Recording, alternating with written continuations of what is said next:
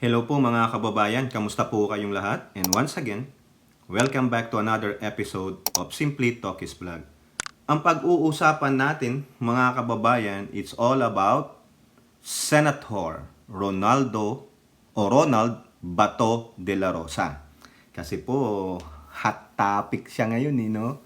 Meron pong ex-senator na bumoljak sa kanya. At mukhang sabi ng mga netizens, takot itong si Bato sa isang senador.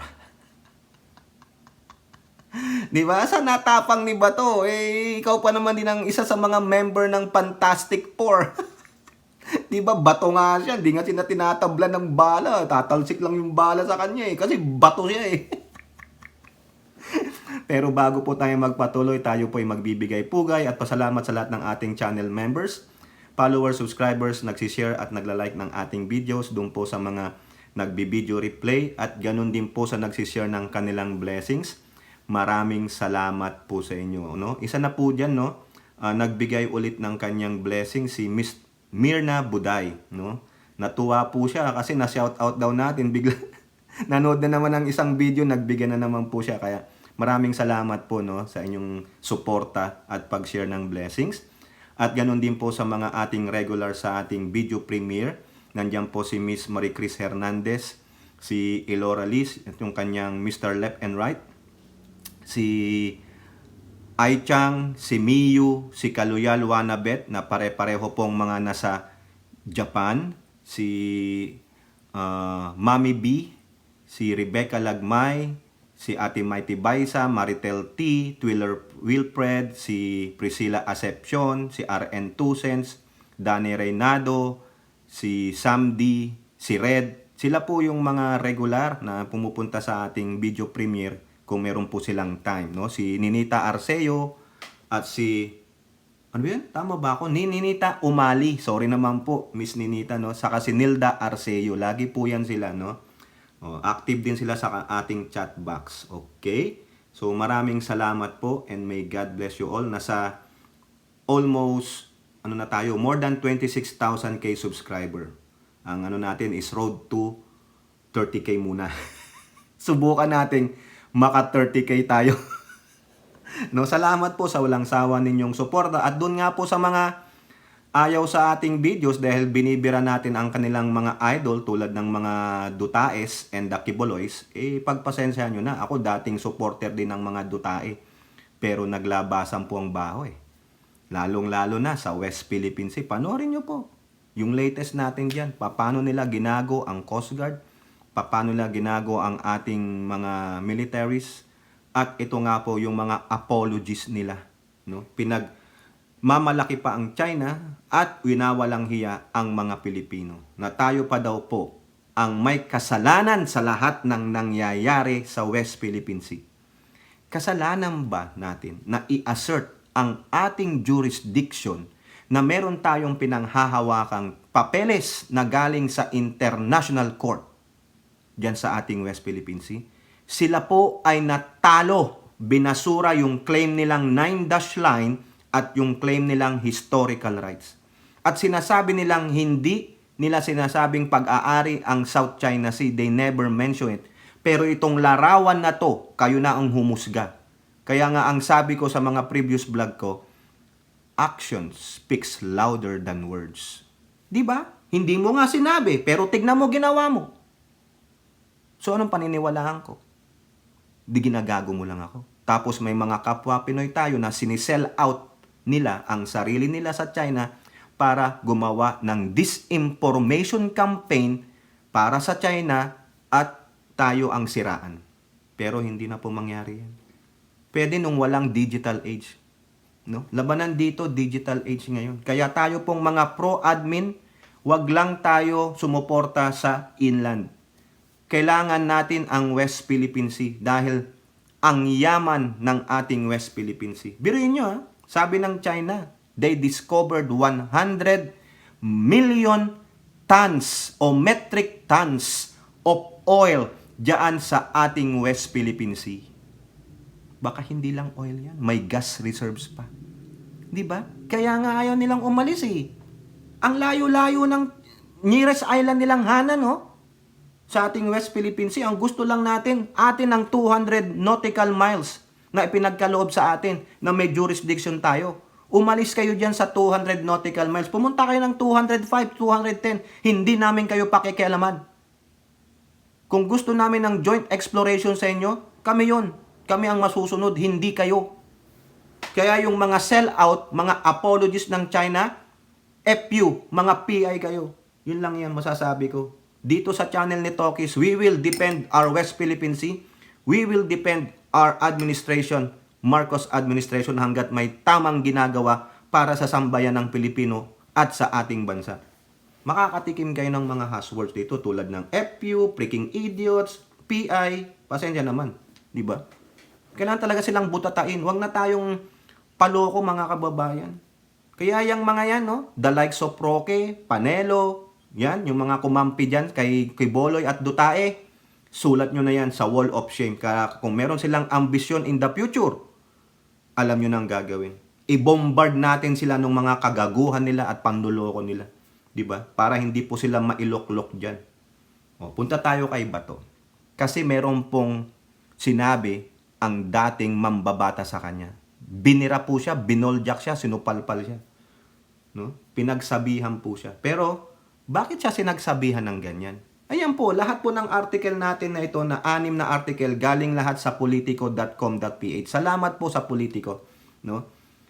Unang sinabi ni Bato, ito na i-vlog natin, pero i-review lang natin. Haharangin ko lahat. Bato de la Rosa volunteers to secure Quiboloy. Nag-volunteer siya. Haharangin niya kung sino man yung susugod o babanat kay Quiboloy. Sinabi niya yan. Kung gusto niya, ako ang mag-security sa kanya. Bili mo, senador ka. Senador ka ng sambayan ng Pilipino. Don't offer yourself to be a security of a particular person, particularly sa isang alleged criminal. Di ba? Nagsa-sideline ka? Dahil kaibigan mo si Quiboloy? Hey! Sensible minds, Senator Bato, you are a senator of the Republic of the Philippines. You are not a bodyguard of an alleged criminal, even though friend mo yan. You have to be sensible enough to what? Teka muna, ba ako maglabas ng statement dito, mabibira ako kung sasabihin ko to, even though you are his friend. You have to be very careful to every words or statement that you will utter. Tanga ka kasi. Kahit na one-man security ako, haharanin ko lahat ng may threat sa buhay niya. Sige. Martir pala to. Dapat pala, hindi senator ang tinakbuhan mo. Dapat bodyguard. Dapat nag-PSG ka. Diba?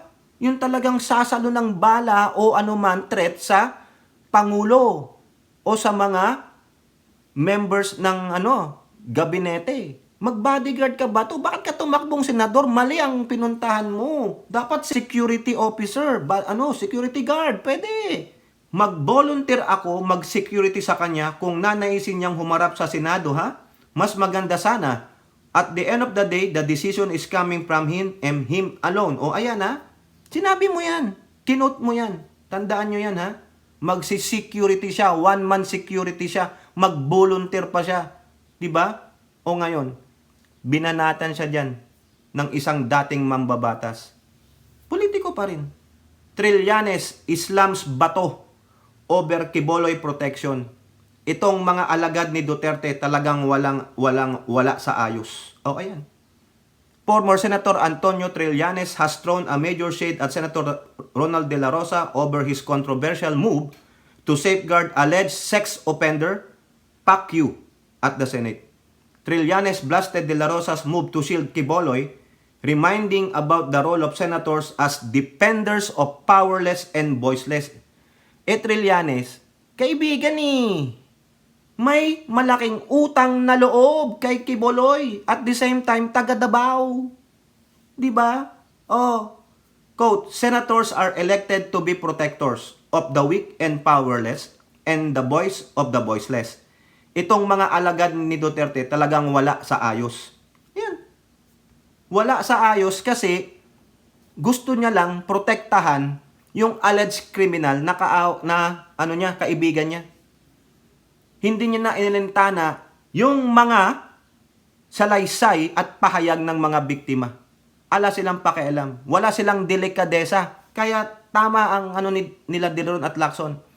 Walang decorum, walang delikadesa ang Senado ngayon. Bukod pa sa napakabagal magtrabaho dahil ang leadership ay weak, hindi tulad sa lower house. Para pong ang mga senador ngayon walang leader, walang Senate President because they can do whatever they want. Because what?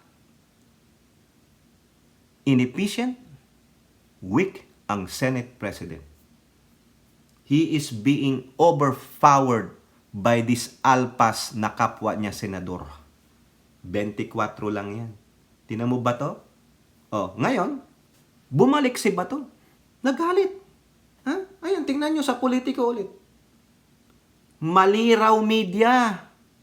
Bato de la Rosa denies volunteering to be Quiboloy security. Ibig pala sabihin, nagsisinungaling itong politiko. Ha? Na sinabi doon, nakakote pa, mag-volunteer ako. O, kung gusto niyang pumunta sa Senado, protektahan ko siya. Ganon. De la Rosa called the media out for supposedly taking his words out of context when he said he was willing to serve as the security escort of embattled religious leader Pacquiao. De la Rosa boasted that he will block any threat to Quiboloy should the self-proclaimed appointed son of God decide to attend the Senate probe on his alleged abuses. Kung gusto niya, ako ang mag-security sa kanya. Kahit na one-man security ako, haharaningin ko lahat ng may threat sa buhay niya, sabi ni Bato. Ito ang sabi niya. Oh. Nagmamagandang kalooban lang ako.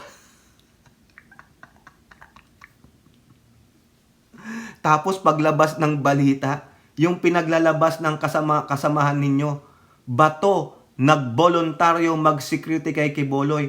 Ang lumabas sa news, atat na atat ako mag-security kay Quiboloy. Hindi naman si Knight doon na tinanong ako pag pwede ako mag-security.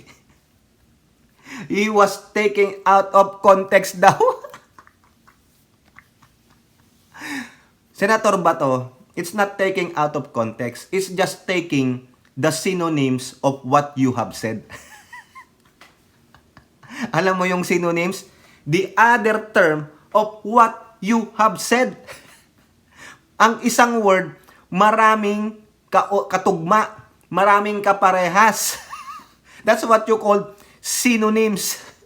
Yan ang napala mo kasi sa pagiging kawalan mo ng ulirat, no? Just to protect your friend Quiboloy, yan ang naater mo. O therefore, you got synonym. Sinira yung context, nawala yung context, just to suit their desire. Kaya tamad ako minsan sumagot sa tanong ninyo. Di wag. Di magandang maging tamilmil ka na lang tulad nito para lagi siyang safe, o di ba? Pero minsan, yung katamilmilan, admission of kabobohan. Mabuti nga sa'yo. Nabira ka pa, ha? Sisi, no? Sinisisi ang media. Oy, kayo talaga mga media, ha? Magaling kayong magbaluktot. Media yan, eh. Yan na pala mo. Ay, being a senator, I'm willing to provide him security. O, yan. Yung sabi niya kanina yan, nabasa na natin, no? Oh, ha? Willing. Ayan, o, sabi ko sa'yo, eh. The word willing na lang, oh. 'Di ba? Ako, willing ako. O, ano sa ano 'yon? Ano ang synonym nun? Volunteer. Huli na naman. Sige nga, Senator Bato. Ikaw, i-reword mo 'yan. Tanggalin mo ang word na willing. What other word you can use aside from willing? Ha? Na word. Natawa naman ako dito. Sa akin lang opinion, mga kababayan. Di ba? Pwede natin sabihin, ako willing. Sige, mag-volunteer ako. Oh, di ba? Ikaw naman, Senator Bato eh. Na, ayoko naman, wala ka na. Di ba sa atin ganyan? O sige, ako willing, mag-volunteer ako. Mas gina... Sabi ko sa'yo, Senator Bato, ikaw naman, nakakaasar ka naman. Di ba? Asarin ko si Senator Bato. Eh ano naman to, sports yan. Si Di ba, Senator Bato, sports ka? Hindi lang pang Senado, pang sports pa. Ay, nako, Senator Bato. Wag mo na, kung ako sa'yo, wag mo na sisihin ng media, iris wariris. Di ba? Na-call out ka na rin lang naman eh. Yan, anak ng siopaw naman, oh. Senator Bato. Ay, nako. Alam niyo yan, si Senator Bato, minsan, lovable, minsan hagable, eh kasi kwila. Pero minsan, ang sarap batikusin. O yan na lang, Senator Bato, you are willing, o di ba? So equate, you are volunteering. Senator Bato, mag-inuman nga tayo, punta ka dito sa San Diego. Ipagluto mo ako, ipag-barbecue mo nga ako dyan ng liempo mo. Nakakita ko yan, nagba-barbecue, ang sarap, nagutom tuloy ako nun, mga Pero Senator Bato, if I were you, just shut up. Patay Malaysia na lang, ganon, di ba? Alam naman namin kung nasaan ang loyalty mo. It is with the Dutertes and the Quiboloys. Kasi malaki rin ang pagkakautang na loob mo. So, just shut up. Alam na namin. Kaya kung meron kang sa imong ambisyon, huwag kang magpakatambaloslos. Tambaloslos po kayo. Kaya kami, naisulat ka na namin. Sa Wall of Shame! O eto pa, tungkol na naman to sa kanya. Naalala nyo yung hearing nung mga pulis, di ba? Merong isa dyan, o yan o, yung grandstanding. Ito, sabi nga ni Banat Boy, are you there? Are you there? Sabi naman ni Rapi Tutpo, yes, I'm everywhere. Di ba? O, puntahan nyo yung Banat Boy, ang lakas mang asar nun. Sabi niya, are you there? Are you there? O, sasabihin naman nila, yes, we're everywhere. Di ba, Carclea? O, ayan. Maalala nyo, itong si RTIA, RTIA, ang laki po ng building ng RTIA, sa totoo lang, no? Biruin nyo, no? Buong Senado, building nila. Extension ng RTIA, yung Senado, yung wanted sa radyo ni Rapi Tulfo. Andun sa Senado. Naalala nyo yung ginawa nito. Diba? Galit na galit siya dun sa mga pulis na nagsisinungaling daw. Yan, sabi nyo. Wala ring patutunguhan. Rapi Tulfo and sorry for Senate hearing walkout. Mag-walkout ka na rin lang pala. Hindi mo pala makayanan yung mga kasinungalingan nila. Walang patutunguhan. I think alam mo yan kasi meron kang bias sa mga pulis eh. Diba? Ba't ka pa pumunta dun? Para lang mag-grandstanding, para lang magsisisigaw-sisigaw doon, kastiguhin yung mga yon. Ang problema po sa inyo, no? Senator Rapi Tulfo, tinatanong nyo yung resource person. Hindi pa nakakabuo ng isang statement, you are butting in. You are cutting them off. You are so disrespectful. So therefore, if you are so disrespectful, how can we respect you? You don't earn a respect. Tinatanong nyo eh. Let them answer the question by completing a statement. Napanood ko yun mga kababayan. Iniisip nyo kaagad nagsasalita pa, wala pang isang statement. Antayin yung matapos yung kanilang statement before you say something. Hindi nyo hindi nyo tinatapos yung kasagutan nila sa inyong katanungan. You are expecting an answer that caters to you. Di ba? Kung baga nahusgahan nyo na kaagad hindi nyo pa nga natatapos yung statement nila That's how arrogant, disrespectful, ill-manner you are. Including some of the senators dyan.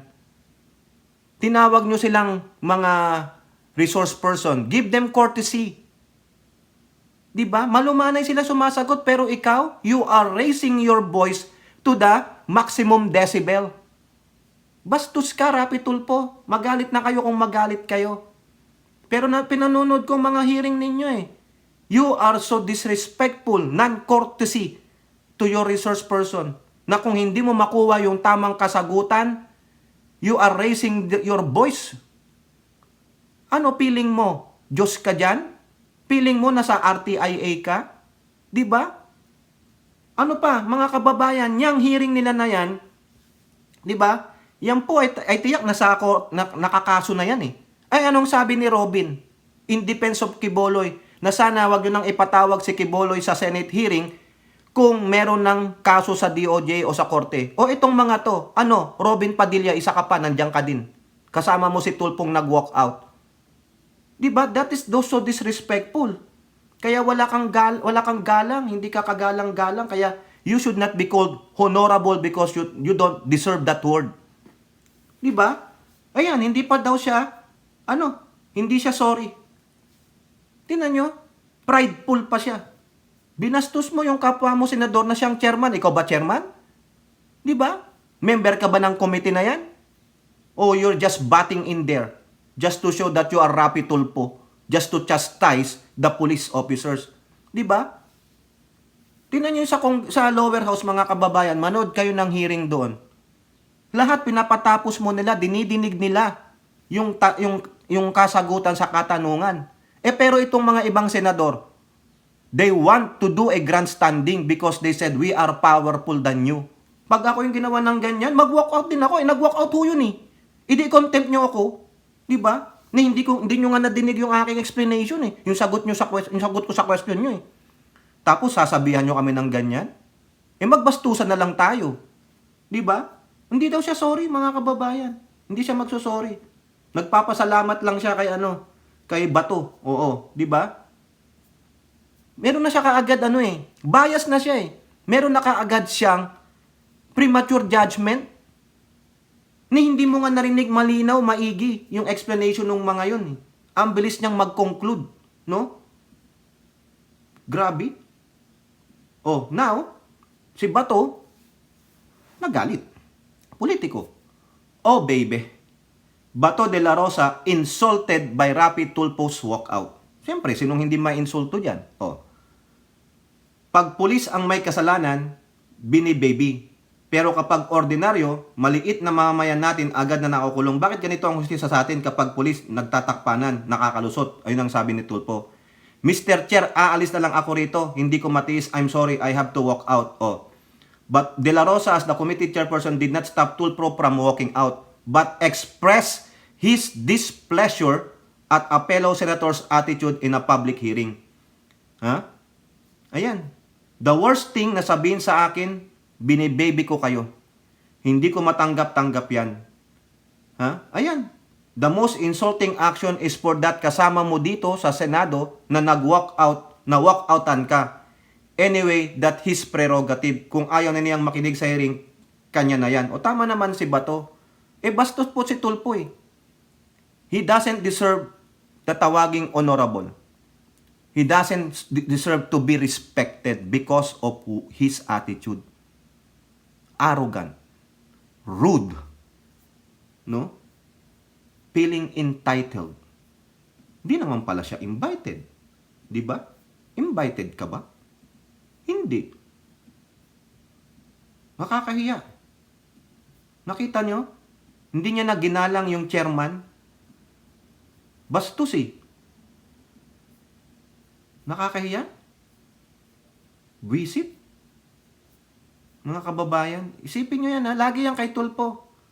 Hindi sila marunong makinig sa kanilang resource person. Let them talk. Huwag ka kaagad prejudge. Prematurely judging. Palibasa senador. Di ba? Kakahiya.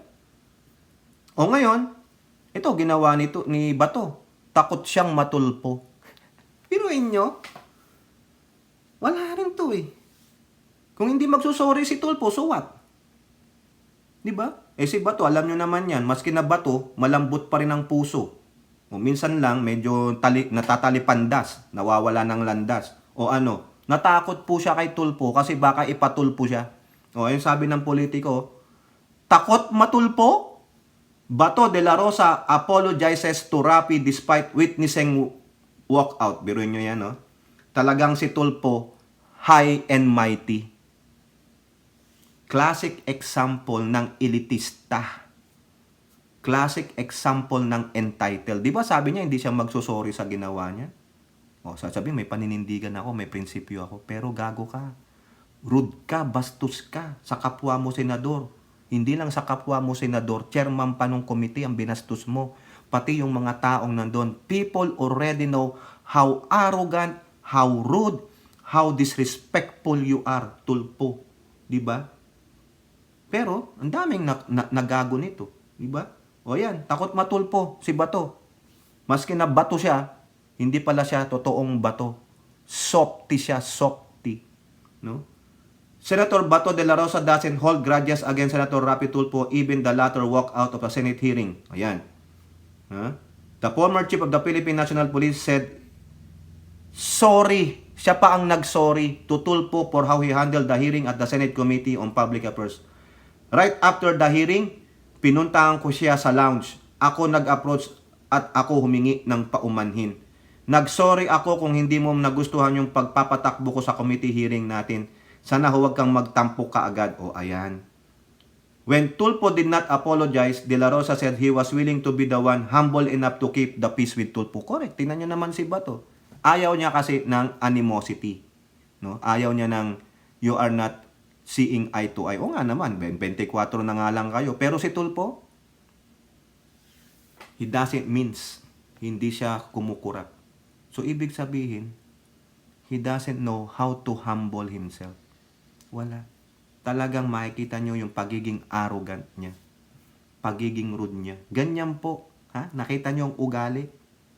Siya na nga ang nag-walk out. Siya na nga itong adelantado at bastos. Siya pa ang ginawa ng sorry. So far, hindi naman siya nag-apologize. In fairness to him, bago siya nag-walk out, nagpaalam naman siya sa akin. O, nagpaalam nga, pero walking out is not good. Diba? De La Rosa said he doesn't want any bad blood with Tulfo over the issue even though it seems Tulfo was not apologetic for his action. Sorry, di ba? Sabi niya, sorry Mr. Chair, pero hindi pala totoong apologetic siya. Bastos.